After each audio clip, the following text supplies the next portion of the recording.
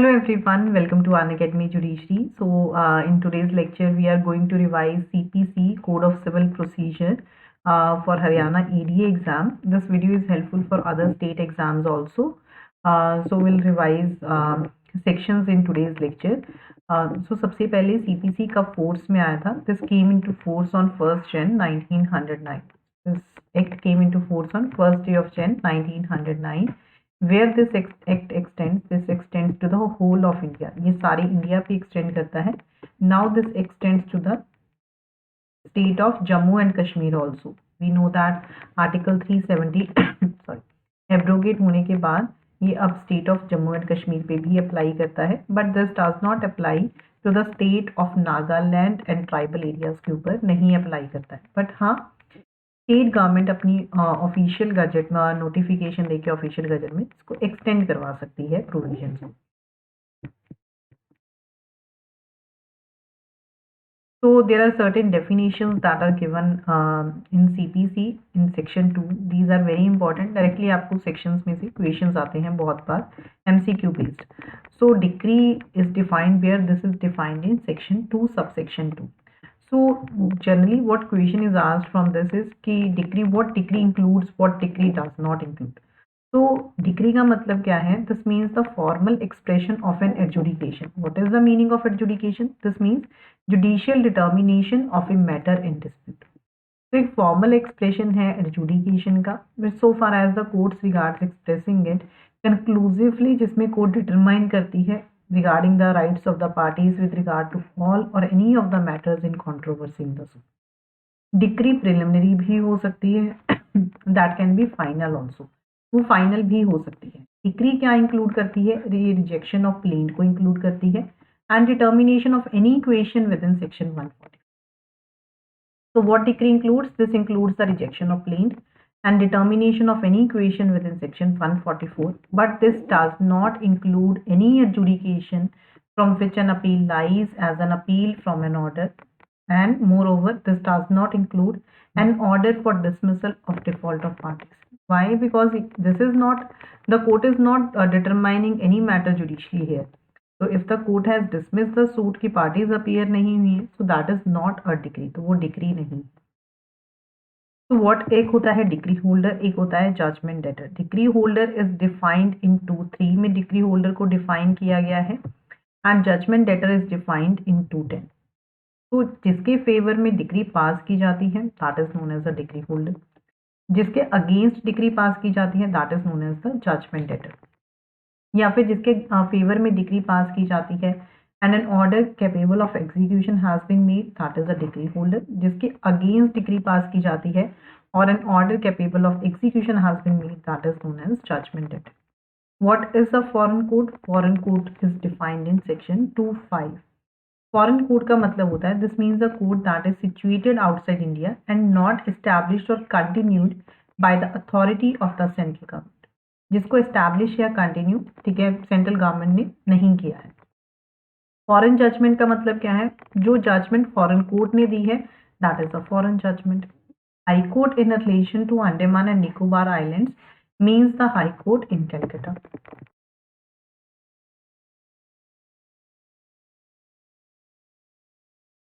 Next is what is the definition of judgment. What is an order? Judgment is defined in section that is 2(9). 2(9) में judgement को define किया गया है and order 20 में इसके rules दिए हुए हैं. So this means the statement that is given by the judge on the grounds of decree or the order. कोई भी स्टेटमेंट जो जज देता है किसके ग्राउंड्स के ऊपर? डिक्री या ऑर्डर के ग्राउंड्स के ऊपर, that is known as judgement. तो what is an order? Order का मतलब होता है, this means an formal expression of a decision of a civil court जो कि डिक्री नहीं है, that is the meaning of order and you need to remember that this is defined in 2(14). So one is LR. LR definition is very important, that is legal representative. This is defined in 2(11). This means a person, कोई भी ऐसा person जो state को represent करता है deceased की, या फिर कोई भी ऐसा पर्सन जो इंटरमेडल करता है with the state of the deceased and where a party sues और sued in a representative character. Person जिसमें स्टेट डिवॉल्व करेगी पार्टी की डेथ के बाद, that is the meaning of LR. Means profit is defined in section 212। Means profit का मतलब क्या है? सपोज किसी पर्सन ने रॉन्गफुल पोजेशन ले लिया किसी प्रॉपर्टी का, अगर रॉन्गफुल पोजेशन ले लिया किसी प्रॉपर्टी का, जो भी वो इससे प्रॉफिट डिराइव कर रहा है, ठीक है, together with interest on such profit, that is the meaning of means profit. But अगर उसने उस प्रॉपर्टी के ऊपर कोई इंप्रूवमेंट कर दी एंड उससे वो कोई प्रॉफिट डिराइव कर रहा है, that is not included in the definition of means profit. So this means those profits which the person in wrongful possession of such property actually received or might with ordinary diligence has received therefrom, together with interest on such profit, but shall not include profits due to the improvements made by the person in the wrongful possession.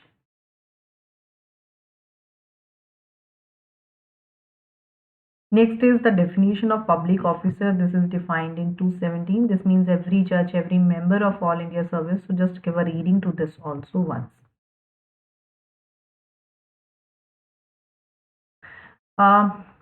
Next आपने जो याद रखना है, this is कि what is the court of small causes? The court that is subordinate to the High Court and District Court. That is the court of small causes. So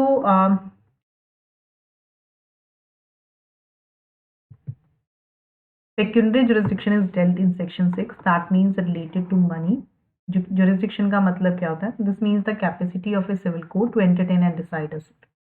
तो जो small causes courts होती हैं या फिर presidency courts जो होती हैं, उनकी एक लिमिट होती है। वो एक पेक्यूनरी का मतलब होता है रिलेटेड टू मनी, कि एक लिमिट तक ही वो जो है केसेस को डिसाइड कर सकती हैं। बट कुछ कोर्ट्स की कोई भी पेक्यूनरी जुरिस्डिक्शन नहीं होती है। फॉर एग्जाम्पल कोई भी लिमिट नहीं होती है। For example district court, high courts की कोई भी लिमिट नहीं है।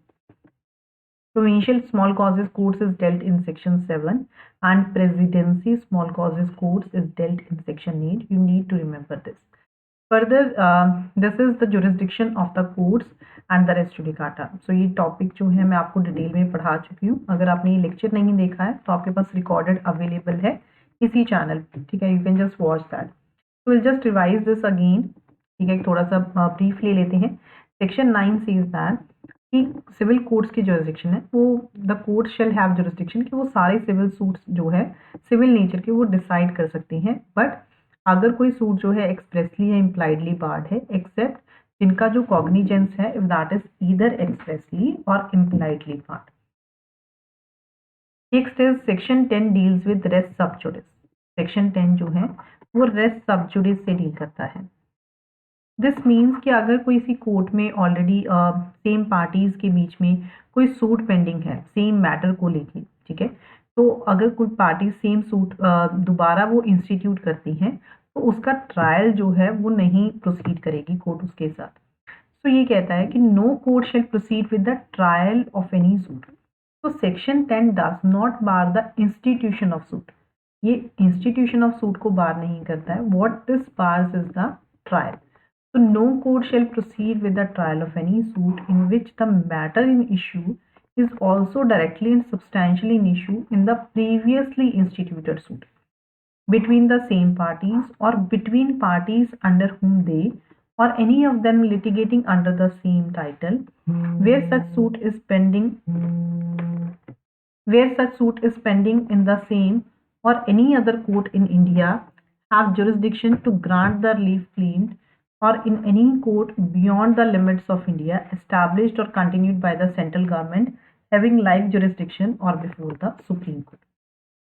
There is an explanation that is attached to this section. This says that अगर कोई सूट फॉरेन कोर्ट में पेंडिंग है उसका मतलब ये नहीं है the pendency of a suit in foreign court does not prohibit the courts in India from trying a suit founded on the same cause of action. तो अगर कोई फॉरेन कोर्ट में सूट पेंडिंग है वो प्रोहिबिट नहीं करता है जो कोर्ट्स इंडिया में हैं वो सेम कॉज ऑफ एक्शन पे सूट को ट्राई कर सकती हैं। Next is res judicata. Res judicata is dealt in section 11। Res judicata का मतलब होता है this means a case that is already decided. तो अगर कोई केस एक court competent court already decide कर चुकी है तो सेम कोर्ट उस केस को जो है दोबारा सेम चीज को सेम सूट को जो है दोबारा से कोर्ट में नहीं फाइल किया जा सकता सेम इशू को लेके। पार्टी के पास और रेमेडीज अवेलेबल हैं। रिव्यू की एप्लीकेशन फाइल की जा सकती है, रिवीजन की एप्लीकेशन फाइल की जा सकती है, अपील फाइल की जा सकती है, बट दैट इज रिव्यू की एप्लीकेशन फाइल की अपील फाइल की जा सकती है, बट दोबारा से सेम सूट नहीं कोर्ट फाइल करेगी। So this says no court shall try any suit or issue in which the matter directly and substantially in issue. This is based on certain principles that no person should be vexed twice for the same offense. एक judicial decision को जो है respect करनी चाहिए, ठीक है? So this is based on and it is always in the interest of the state that there should be an end to litigation. अगर ऐसे तो कोई भी कभी satisfy नहीं होगी obviously party, ठीक है? वो दोबारा से फिर से सूट फाइल करेगी, ऐसे तो कभी end ही नहीं होगा सूट्स का। So this section says no court shall try any suit or issue in which the matter directly and substantially in issue has been directly and substantially in issue in the former suit between the same parties or between parties under whom they or any of them claim litigating under the same title in a competent to try such subsequent suit or the suit in which such issue has been subsequently raised and has been heard and finally decided by such court. So this is very important. There are total 8 explanations that are attached to section 11. इसमें से pre में बहुत बार questions आते हैं। So first of all farmer suit का मतलब क्या है? ये डिनोट करता है एक सूट को जिसको कि पहले डिसाइड किया गया है। दिस डज नॉट मैटर कि किसको पहले इंस्टीट्यूट किया गया था। So the expression former suit shall denote a suit which has been decided prior to the suit in question, whether or not it was instituted prior thereto. जो explanation 4 है, this deals with constructive res judicata. Constructive res judicata is dealt under which explanation of section 11? This is dealt under explanation 4 of section 11. So any matter, कोई भी matter which might and ought to have been made ground of defense or attack in the former suit shall be deemed to be a matter that is directly and substantially in issue in such suit. तो constructive race judicata का मतलब होता है कि party जब एक suit file करे तो उसमें वो सारे ग्राउंड्स लिखेगी जो भी अवेलेबल है। अगर पार्टी ने उसमें कोई ग्राउंड्स नहीं लिखे हैं, एनी मैटर जो ग्राउंड ऑफ डिफेंस होना चाहिए था attack in the former suit, ठीक है, तो अगर पार्टी ने नहीं लिखे तो उसको लेके वो दोबारा सूट नहीं फाइल कर सकती है, तो ये उसको बार करता है। Any matter which might and ought to have been made ground of defense or attack in such former suit shall be deemed to be have been a matter directly and substantially in issue in such suit. Further, explanation 6 deals with representative suits. So representative suits are dealt where? That is dealt in order 1 rule 8. Representative suits का मतलब क्या कि जहाँ पे numerous persons का same interest होता है तो उनके बिहाफ पे, ठीक है, कोई भी सूट फाइल कर सकता है एंड अगर कोर्ट कोई भी डिसीजन पास करती है that is binding on all of them. So this says where persons litigate bona fide in respect of a public right or of a private right that is claimed in common for themselves and others, जितने भी person interested हैं ऐसे such right में, ठीक है, that we deem to claim under the persons who litigate. So principle of res judicata that applies on representative suits also. This applies in fact on the execution proceedings के ऊपर भी ये apply करता है with respect to explanation 7. Next is एक तो आपको special दिया हुआ है that is res judicata section 11. Section 12 says that कि there are certain areas where a plaintiff is precluded by rules. कि रूल्स में लिखा हुआ है कि आप फर्दर सूट को इंस्टीट्यूट नहीं कर सकते हो in respect of any particular cause of action. Like if you read section 144 sub section 2 तो उसमें पर्टिकुलरली आपको दिया हुआ है। ऐसे ही कुछ सेक्शंस हैं जहाँ पे bar to further suit is given. तो अगर प्लेंटिफ को प्रिक्लूड करते हैं रूल्स की वो इंस्टीट्यूट नहीं कर सकता है फर्दर सूट को in respect of a particular cause of action, so that is dealt in section 12. Foreign judgment we have read. What is foreign judgment? That is given by the foreign court. एक foreign judgment conclusive होती है या नहीं ये हमें section 13 बताता है। So this says एक foreign judgment जो है conclusive होगी, ठीक है, अगर वो ये 6 बार्स क्रॉस कर लेता है जो इसमें दिए हुए, अगर उसने ये बार्स क्रॉस नहीं किए तो foreign judgment जो है वो conclusive नहीं होगी। तो foreign judgment shall be conclusive as to any matter thereby directly adjudicated upon between the same parties or between parties under whom they or any of them claim litigating under the same title, except if that has not been pronounced by a court of competent jurisdiction. अगर उसको merits पे नहीं दिया गया, ठीक है, अगर court ने रिफ्यूज कर दिया कि incorrect view of international law ले लिया या refusal to recognize the law of India कर लिया, ठीक है, रिफ्यूज कर दिया, कोर्ट ने रिकॉग्नाइज ही नहीं किया इंडियन लॉ को जब केस को डिसाइड करते हुए, अगर जो प्रोसीडिंग्स हैं, we know that principle of natural justice को जो है फॉलो करना होगा, अगर वो नहीं किया, अगर वो फ्रॉड से ऑब्टेन किया गया है, अगर where it sustains a claim founded on the breach of any law in force in India, so that means कि so that judgment is not conclusive. अगर ये 6 बार क्रॉस कर लेती है, that is given in section 13, तो foreign judgment क्या होगी, then that will be conclusive in nature. This further says that कि कोर्ट presumption draw करके चलेगी अगर कोई भी डॉक्यूमेंट प्रोड्यूस होता है certified copy of a foreign judgment, कि ऐसी जजमेंट को कोर्ट ऑफ कॉम्पिटेंट जुरिस्डिक्शन ने प्रोनाउंस किया है, unless the contrary appears on the record, but ऐसी presumption जो है, but such presumption may be displaced by proving want of jurisdiction. but ऐसी presumption को displace किया जा सकता है ये prove करके कि इस कोर्ट की jurisdiction नहीं थी. So this applies to the certified copy of foreign judgment only, and this is a rebuttable presumption of law. Because इसको rebut किया जा सकता है, so this is a rebuttable presumption of law. Next is place of suit. कोई भी suit है वो सबसे पहले कहाँ पे इंस्टीट्यूट होगा, court of lowest grade competent to try it. अगर कोई इमूवेबल प्रॉपर्टी को लेके सूट है तो वो कहाँ पे सिचुएटेड होगा, ठीक है, suit to be instituted where subject matter जहाँ पे सूट करता है, जहाँ पे सिचुएट है, जहाँ पे वो इमूवेबल प्रॉपर्टी सिचुएटेड है, partition of immovable property.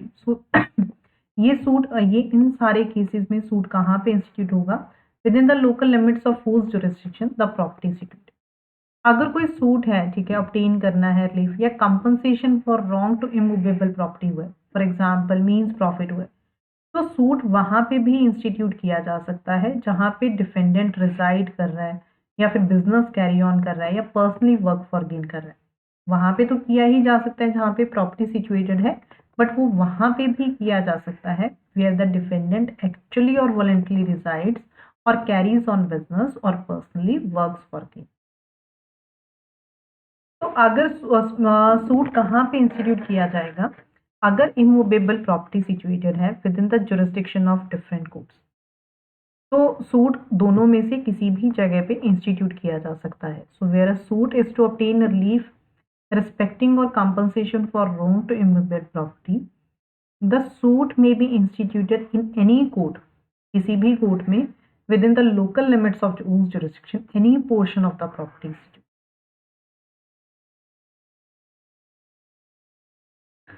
So where a suit can be instituted where local limits of jurisdiction of the court are uncertain.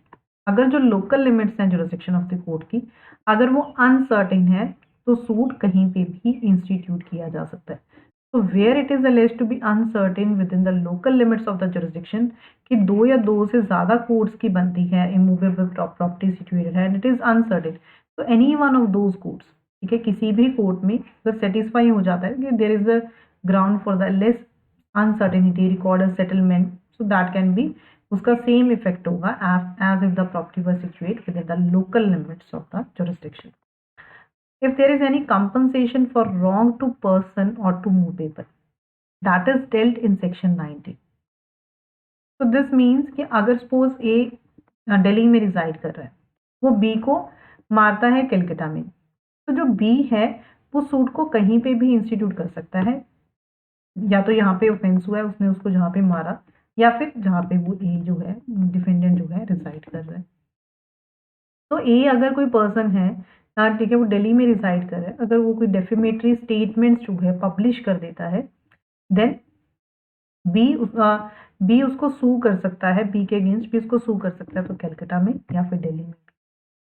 So this says where a suit is for compensation for wrong done to the person or to movable property, if the wrong was done within the local limits of jurisdiction of one court and defendant resides or carries on business or personally works for gain, within the local limits of jurisdiction of another court, suit कहीं पे भी institute किया जा सकता है at the option of the plaintiff in either of the said courts. At the option of the plaintiff in the either of the said courts. Next is objections as to jurisdiction. So no objection as to the place of suing shall be allowed by any appellate or revisional court. कोई भी objection place of sewing को लेके territorial jurisdiction को लेके allow नहीं की जाएगी by any appellate or revisional court unless कि jurisdiction was taken at the first earliest opportunity. अगर कोई भी टेरिटोरियल जुरिस्डिक्शन को लेके कोई ऑब्जेक्शन रेज करनी है तो वो अर्लीस्ट अपॉर्चुनिटी पे करनी होगी. अगर अर्लीस्ट अपॉर्चुनिटी पे नहीं की, ठीक है, ऐसी ऑब्जेक्शन अगर अर्लीस्ट अपॉर्चुनिटी पे नहीं की तो बाद में वो रेज नहीं की जा सकती unless there has been a consequent failure of justice. So no objection as to the place of suing shall be allowed by any appellate or divisional court. उसको allow नहीं करेगी unless कि वो earliest possible opportunity पे ना ली गई हो, unless and in all cases where the issues are settled at or before such settlement and unless there has been a consequent failure of justice. अगर कोई ऑब्जेक्शन रेज करनी है कॉम्पिटेंसी ऑफ द कोर्ट के regarding pecuniary limits of jurisdiction को लेके, ठीक है, pecuniary limits, तो वो भी अर्लीस्ट पॉसिबल अपॉर्चुनिटी पे करनी होती है. अगर कोई ऑब्जेक्शन रेज करनी है एग्जीक्यूटिंग कोर्ट की कॉम्पिटेंट नहीं है, that is also to be taken at the earliest possible opportunity, वो भी अर्लीस्ट पॉसिबल अपॉर्चुनिटी पे करनी है. Section 21 deals with bar on suit to set aside decree on objection as to the place of suit. ये आपको section याद रखना है, डायरेक्टली सेक्शन पूछ लिया जाता है. तो कोई भी सूट लाई नहीं करेगा challenging the validity of the decree that is passed in the former suit between the same party on any ground that is based on the objection as to the place of suit.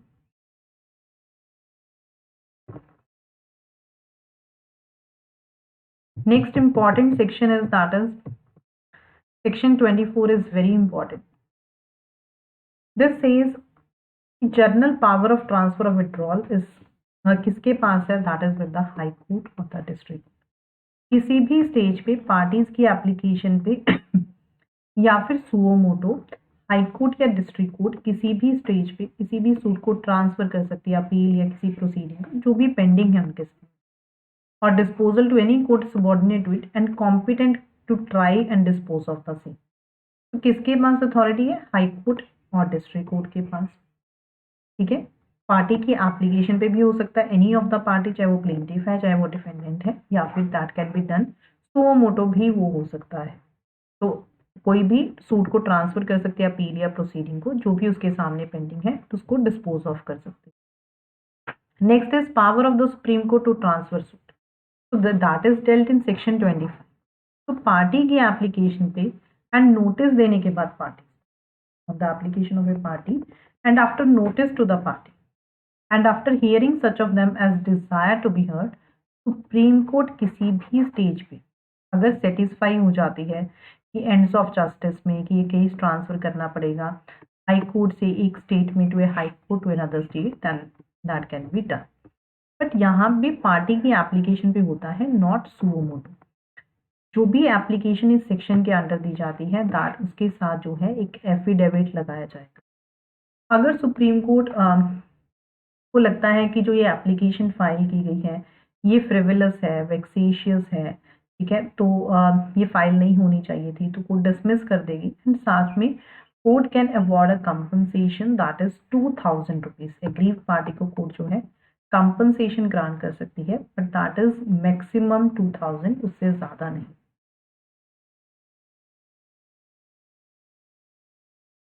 कोई भी civil suit कैसे institute होगा, every civil suit shall be instituted by the presentation of a plaint. ठीक है, plaint की presentation से होगा. And plaint कैसे प्रेजेंट होगी, that is to be filed in duplicate. वो हमें ऑर्डर 4 में दिया हुआ है कि प्लेंट हमेशा डुप्लीकेट में फाइल होगी. अगर प्लेन डुप्लीकेट में फाइल नहीं होती है then that can be rejected under order 7 rule 11. Order 7 deals with the, उसमें हमें रूल्स दिए हुए regarding the plaint. Every suit shall be instituted by the presentation of plaint. So कोई भी सिविल सूट कैसे कमेंस होता है, सबसे पहले प्लेंट प्रेजेंट की जाती है, that is done by the plaintiff. And in every plaint facts कैसे प्रूव होते हैं, एफिडेविट के थ्रू। तो where a suit has been instituted, summons issue किए जा सकते हैं डिफेंडेंट को कि वो कोर्ट में अपीयर हो एंड आंसर करे क्लेम को, एंड वो कितने डेज में उसको जो है आंसर करना होता है, अपीयर होना होता है, that is to be done within 30 days from the date of institution of, 30 दिन के अंदर अंदर from the date of institution of. अगर सर्विस ऑफ समन्स कैसे होंगे, अगर डिफेंडेंट किसी और स्टेट में रिजाइड कर रहे हैं तो समन सेंड किए जा सकते हैं for service in another state to such court and manner जो कि रूल्स प्रिस्क्राइब करते हैं उस स्टेट के। The court which summons is sent, वो रिसीप्ट के ऊपर वो प्रोसीड करेगी जैसे कि वो उसी ने इशू किए हैं, and shall then return the summons to the court of issue together with the records of its proceedings with regard thereto. So just you can just give a reading to section 29, 30. Next important section is that is 32. Section 32 says that कि court compel कर सकती है attendance of any person जिसको summons issue किए गए हैं section 30 में, and इस पर्पस के लिए वो वारंट भी इशू कर सकती है उसके अरेस्ट के लिए, उसकी प्रॉपर्टी को अटैच भी कर सकती है एंड सेल भी कर सकती है। Next is that can impose a fine, fine impose कर सकती है उसके ऊपर जो एक्सीड नहीं करेगा 5,000 रुपये से ज़्यादा, या फिर ऑर्डर कर सकती है कि उसको सिक्योरिटी फर्निश करे अपीयरेंस के लिए, एंड अगर वो कोई डिफॉल्ट करता है तो उसको जो है सिविल प्रिजन में डाल सकती है। तो what we have read under section 5 is power to compel appearance, ठीक है, पेनल्टी फॉर डिफॉल्ट। तो कोर्ट के पास पावर है कि वो अटेंडेंस के लिए कंपेल कर सकती है किसी भी पर्सन की जिसको समन्स इशू किए गए हैं, वारंट इशू कर सकती है अरेस्ट के लिए, उसकी प्रॉपर्टी को अटैच करके बेच सकती है, फाइन इम्पोज कर सकती है जिसके लिए लिमिटेशन प्रोवाइड की गई है, या उसको सिक्योरिटी के लिए बोल सकती है। Judgment and decree, this is इसके रूल्स जो हैं that is given in order 20 में हमें इसके रूल्स नहीं है। तो कोर्ट जब एक केस को सुन लेती है after the conclusion of A trial, तो कोर्ट क्या प्रोनाउंस करेगी, जजमेंट को प्रोनाउंस करेगी, एंड ऑन ऐसी जजमेंट के बाद क्या होता है, डिक्री शैल फॉलो। तो वेदर जजमेंट फॉलोज डिक्री और डिक्री फॉलोज द जजमेंट, ये क्वेश्चन बहुत बार आता है। सो डिक्री फॉलो करती है हमेशा जजमेंट। पहले जब कंक्लूड हो जाता है trial, with in 30 days court को जजमेंट प्रोनाउंस करनी होती है। अगर 30 days में कोर्ट नहीं कर पाती है देन 60 days में हो सकता है एक्सेप्शनल सर्कमस्टांसेस में, from the date of conclusion of the trial 60 days। And जब ये जजमेंट प्रोनाउंस हो जाती है देन 15 दिन के अंदर अंदर कोर्ट को डिक्री ड्रॉ करनी होती है। Next is section 34 deals with interest. So this says where and in so far as a decrease for the payment of money.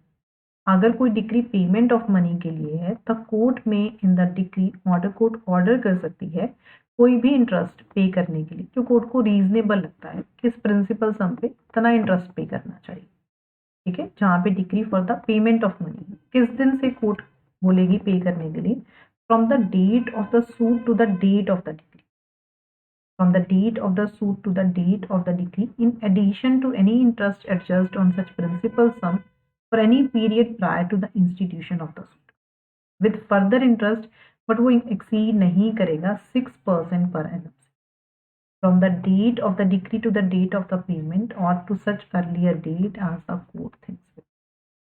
But जहाँ पे लाइबिलिटी जो है that is in relation to the sums or adjust that has arisen out of a commercial transaction, अगर वो किसी commercial transaction से arise हुई है तो रेट जो है वो एक्सीड कर सकता है 6% से ज़्यादा, बट वो एक्सीड नहीं करेगा contractual rate of interest, but that shall not exceed the contractual rate of interest. अगर कोई कॉन्ट्रेक्चुअल रेट नहीं है तो वो किसको एक्सीड नहीं करेगा, जनरली जिस पे मनीज को लेंड किया जाता है ये एडवांस करते हैं nationalized banks in relation to commercial transaction. Section 35 deals with cost, ठीक है, सेक्शन 35 में कॉस्ट का दिया हुआ है, ये आपको याद रखना है। 35A deals with cost, compensatory cost in relation respect of false और वेक्सीशियस क्लेम्स और डिफेंसेस। तो इसमें जनरली क्या क्वेश्चन आता है, एक तो ये इंक्लूड करता है एग्जीक्यूशन प्रोसीडिंग्स को, दिस एक्सक्लूड्स एन अपील और रिवीजन, ये अपील और रिवीजन पे अप्लाई नहीं होता है। एंड अगर कोई भी कोर्ट जो है कंपनसेशन देती है इसमें, तो no court shall make an any order for the payment of an amount exceeding 3000 rupees. Compensatory cost जो है वो कितनी हो सकती है, 3000 रुपये, या फिर वो एक्सीड नहीं कर सकती है पेक्यूनरी जुरिस्डिक्शन को, which ever amount is less. Cost for causing delay is dealt in section 35B में कॉस्ट फॉर कॉजिंग डिले के साथ डील किया गया है। नेक्स्ट इज कौन सी कोर्ट डिग्री को एग्जीक्यूट करेगी। अब डिग्री में भी executed either by the court जिसने उसको पास किया है, या फिर जिसको सेंड किया गया है एग्जीक्यूशन के, या तो वो कोर्ट एग्जीक्यूट करेगी to which it is sent by the court, या फिर जिसने उसको डिसाइड किया है केस को, या फिर जिसको एग्जीक्यूशन के लिए भेजा गया। So before we discuss further, there is an important news for all of you learners. There is a special offer that is running on Unacademy. That is up to 28. You can get 20% off on Unacademy jurisdiction, on Unacademy subscription, plus up to free 6 months आपको extension मिल रही है. This is available at a very cheaper price. By using this code, you can avail this opportunity. Free scholarship test हो रहा है, that is on 5th of March. This is going to be conducted 12 बजे, totally free of cost है, कोई enrolment charges नहीं है। You have a chance to win 100% scholarship. There is a revision batch for UP mains exam, इसका price सिर्फ 23,000 है। Same code use करके आपको ये अवेलेबल है। Number of batches are going on, like you can see. तो आपकी preparation के लिए जो भी आपको रिक्वायरमेंट्स होती हैं, each and everything Unacademy is providing. This is mains test series for Punjab judiciary, and UP mains के लिए भी अनअकैडमी ने टेस्ट सीरीज लॉन्च की है, that is only available at 2999, जो सिर्फ 2999 पे अवेलेबल है। So we have done up to section 38। इसके बाद जो है will discuss in your next lecture. Next lecture में इसको डिस्कस करेंगे। Thank you so much everyone to like the video and share it with your friends.